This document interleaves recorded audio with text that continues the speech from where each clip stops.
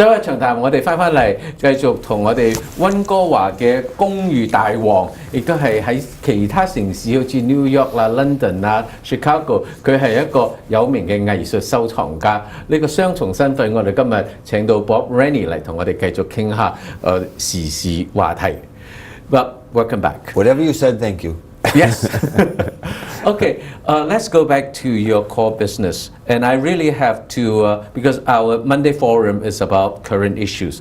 I think the current issues for the past month is surrounded a research report by Mr. Andrew Yan. And in a nutshell, it is really about his conclusion that 70% of the Vancouver detached home sales on Vancouver West Side are Chinese, non-anglicized Chinese people with an anglicized surname. Yeah, it's racial profiling. Is combing through names and making an arbitrary decision as to where they live. But what I keep questioning is, yes, this is happening, but let's set up what do we want to do with the information. We found out that 70% of homes, 172 homes out of the 47,000 homes in Vancouver apparently are sold to mainland China. I would think it's the higher end homes, but that we don't know who the seller is, but if the seller is local or Caucasian, they're then taking that money and redeploying it to help their children buy. You know, we just did the Independent, a building at Broadway and Kingsway, and then we used Brentwood, and then we used our Wall Center Central Park at Boundary and Vaness. Out of 2,307 homes, 2.2% were sold to mainland China. And yet, if I look at the Independent, the neighborhood was outraged that density was coming. So we don't want foreign money to buy, and then yet we don't want to create density. So the big problem that I think Andy is getting at is affordability. And the conversation around affordability is always about Vancouver. Well, Vancouver is approximately 603,000 people. Greater Vancouver is 2.2 million people. Affordability is a regional solution. Nobody in Toronto is upset that they can't live in Forest Hills or they can't live in Rosedale. Nobody in Los Angeles is upset they can't live in Beverly Hills. Affordability is a regional problem. So do you want to live in a 1,000 square foot 3-bedroom condo in downtown Vancouver on the bottom of a building, 3 bedrooms, for $700,000? Or do you want to go buy a larger suite in Burnaby or a townhouse in Coquitlam or a new home in Squamish or Tawasin or Langley? That's the discussion. But we're trying to keep the discussion that I can't live in Vancouver, and Vancouver can't create another single family home. We can't make another single family lot unless we tear a home down. I remember you are the advocate of asking the Vancouverites to abandon the one single detached home concept. Yeah, Can you elaborate on that? I said if I owned the city of Vancouver, I would rezone it all to townhouses. Put 5 townhouses per lot. Then we can go towards affordability. But you can't create affordability without scale. You can't just do 4 or 5 of them. But what we have is we're fueling a fire with Andy Yan's report of no to mainland China. But tell me what you're going to do. We're not going to shoot people. We're not going to put up a barrier and not allow them to come here. We're not going to put a tax on foreign ownership, because that would stop foreign investment in technology and manufacturing, etc. So he should say what he wants as a solution and then discuss why he thinks it's a problem. I just find that this sells newspapers. It's a hot topic, but no one's looking at it holistically.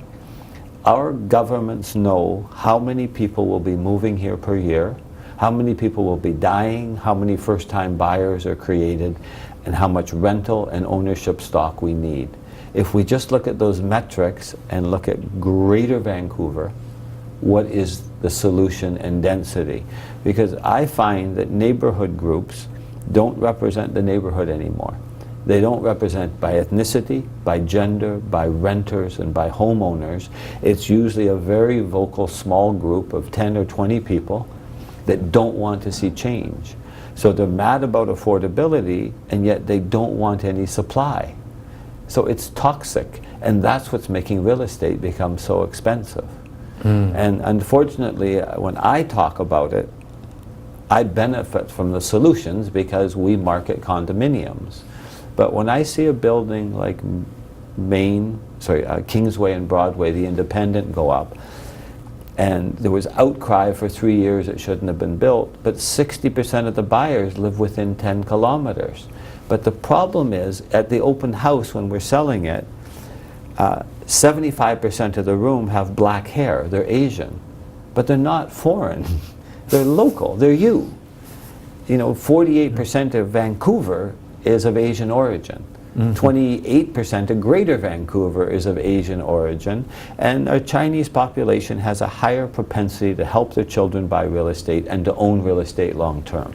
It all gets mixed up, and then a report like this comes out. And my fear, and one of the reasons we're doing the Chaos Show, is I don't like the racist comments. I don't like it's nothing to do with being able to sell real estate. I just think as humans and as mankind that we have to embrace each other. We're a global community now. And people that are living in lands where they're subject to government intervention, forfeiture, seizure, and prejudice, they look to come to places like Canada, and Vancouver is one of those places. So should we say because we have clean water and fresh air and good education that we're going to close our borders? If that's what these people want, tell me. But it seems they just start a fire and then they walk away from it. And that's not what we should be doing. That's something that many politicians also faces. Well, you were a politician. You are a politician. I just can't happen to put my personal experience into this. But we're all politicians. But the problem is with a 4-year term, the most important thing to do is get reelected. So the first 6 months you spend figuring out what you promised everybody. And then 18 months before the election, you put on a Teflon suit so that nothing sticks to you. So you're really a 1-year term, a 2-year term maximum. So it's very, very difficult to move the dial. Now, about finding solutions, our Premier was here sitting right in this It's a in your chair. privilege to sit where Premier Christie sat. Oh, I thought it's my chair. Oh, okay. And it's a privilege to be in your chair to talk to the Premier. Yeah. Well, we talk about speculation tax.